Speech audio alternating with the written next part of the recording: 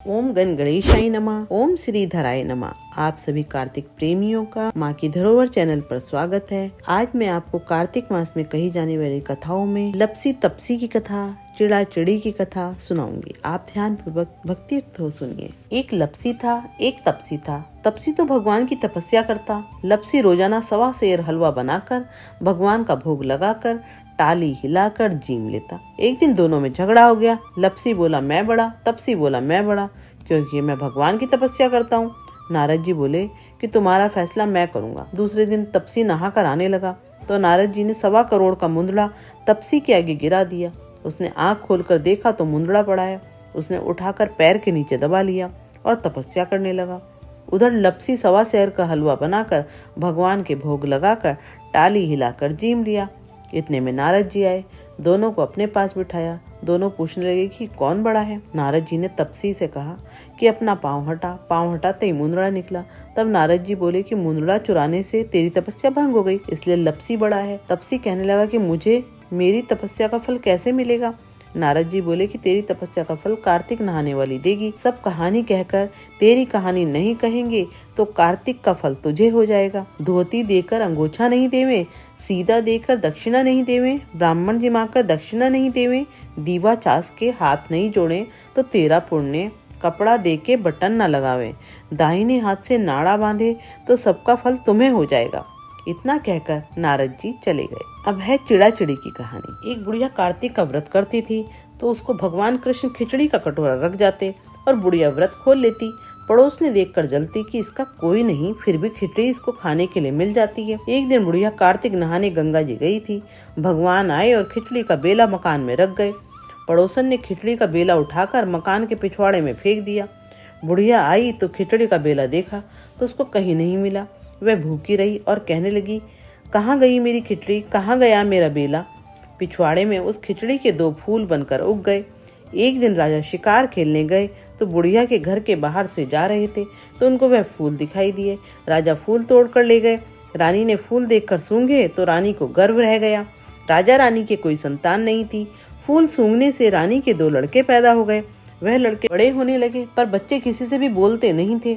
दोनों लड़के शिकार खेलने जाते तो रास्ते में बुढ़िया मिलती। बुढ़िया कहती, कहाँ गई मेरी खिचड़ी, कहाँ गया मेरा बेला। लड़के कहते, हम ही तेरी खिचड़ी, हम ही तेरा बेला। जब भी लड़के शिकार खेलने जाते बुढ़िया कहती तो लड़के वही जवाब देते। राजा को पता चला।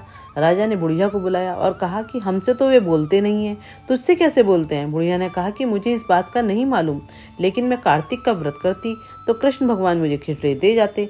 तो एक दिन मुझे खिचड़ी नहीं मिली। तब मैं कहने लगी, कहाँ गई मेरी खिचड़ी, कहाँ गया मेरा बेला।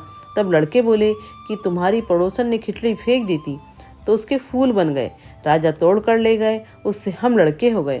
हमें तो भगवान ने बुढ़िया के लिए भेजा है। तब राजा ने बुढ़िया को अपने महल में ही रख लिया। नगर बसेरे की कथा। एक जाट का था, एक भाट का था। दोनों दोस्त थे। जाट का चला बहन के, भाट का चला सासरे। रास्ते में कुएं की पाल पर दोनों बैठ गए। जाट का बोला, नगर बसेरा कर लें। भाट का बोला कि मैं तो सासरे जा रहा हूँ, खूब खातिर होगी, सो तू कर।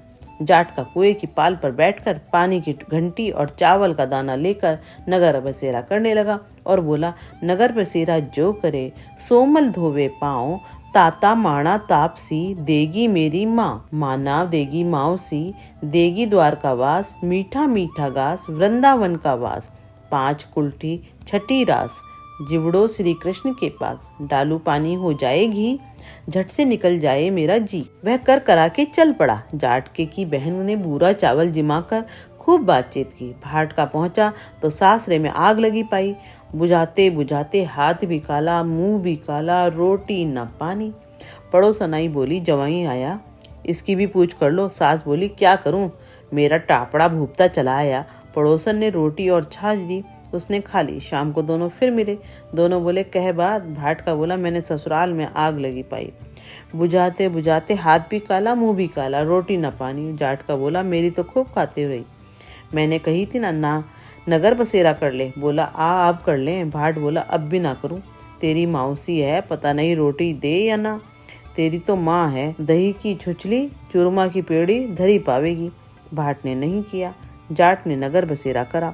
नगर बसेरा जो करे सोमल धोवे पाओ, ताता माड़ा तापसी देगी मेरी माँ, माँ देना माओसी देगा द्वारका वासी, मीठा मीठा गास वृंदावन का वास, 5 कुल्ठी छठी रास मेरो जिबड़ो श्री कृष्ण के पास, डालू पानी हो जाए घी झट से निकल जाए मेरा जी।